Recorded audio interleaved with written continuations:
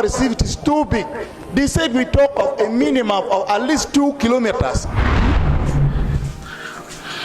Coming in straight from the Parliament of the Republic of Uganda, he's the Member of Parliament for Gagono, that is Honorable Okot Amos, has expressed his disappointment towards the current voters verification being done by Electoral Commission.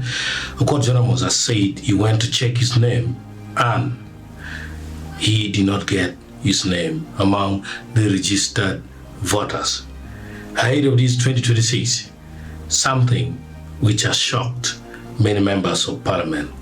And this is what Okot Amos said in the floor of the Parliament. We have more than 6 parishes, which those parishes are even bigger than some of the parishes, some sub-counties. So this is a clear sign that even the time given is not going to be enough. Number 2, I wonder why NERA, each time our pupils and students, when they reach a certain age of their age, they are being registered for ID. Registration always takes place. And it is the same NERA that have the ability and the official work that you're giving them to contain this register. Now, why don't we have an automatic update? Automatic update. You have reached 17, you have already got ID, you have reached 17, now somebody is 18, and again you still need somebody to go and take the pictures. If those register, those names can be brought forward and they just go and check, it saves us a lot of money and time. I have gone to check on my names, they are not there. Because the register's book also is not there. And you know what happened to Honorable Minister Norbert Mao some time back. You are here, your name you don't check because the register book is not there, your fine is not there during time of voting. And you'll see how you're going to miss even coming to contest again. So finally, this is a time where we can make correction where necessary. My parishes are always very big. Why don't we, the Electoral Commission, consider putting in polling stations? Because in other places you find in a parish there's 1 polling station, and yet the distance people move so that they can go to do voting is more than even 5 kilometers for somebody to access the polling stations. Can we, in this process, as they are working out, they map out the parish, which that parish, if it is too big, they said we talk of a minimum of at least 2 kilometers. A minimum 2 kilometers for somebody to access a polling station. Now that we are doing this kind of mop-up and helping. I thank you, Mr. Speaker. Thank you,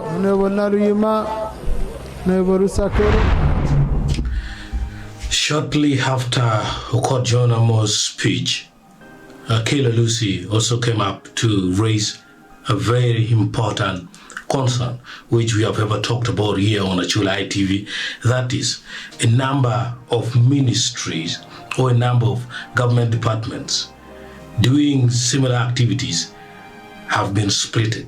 For example, NERA, the people who are under passport, people who are under the issue of taxation, that is URA, we go to Electoral Commission, the Ministry of ICT, and several other departments. You find if they need 10 for URA, still they will have to require your national ID. Electoral Commission will need your ID. The passport people will also need your ID. So surely it doesn't make sense for things or responsibilities to be split like that. This is what Lucy said. That works for all, really. You go to passport, they are asking you for the same information. You go to NERA, they are asking you for the same information. Now EC is asking you for the same information. Why don't we just, as a government, come up with one system that will work for all of us and save a lot of time? As I finalize, Mr. Speaker, Me, I am disappointed that we are never ready for our processes. We have a whole ministry that is in charge of planning for this country. We knew that there's going to be election after 5 years. Why can't we have the machines that are enough? Why can't we deploy people as opposed to making people suffer all the time? It's going to make this process very, very cumbersome, and people will fear to vote. Thank you so much, Mr. Speaker, for giving me this opportunity. Thank you, Honorable Nyakode.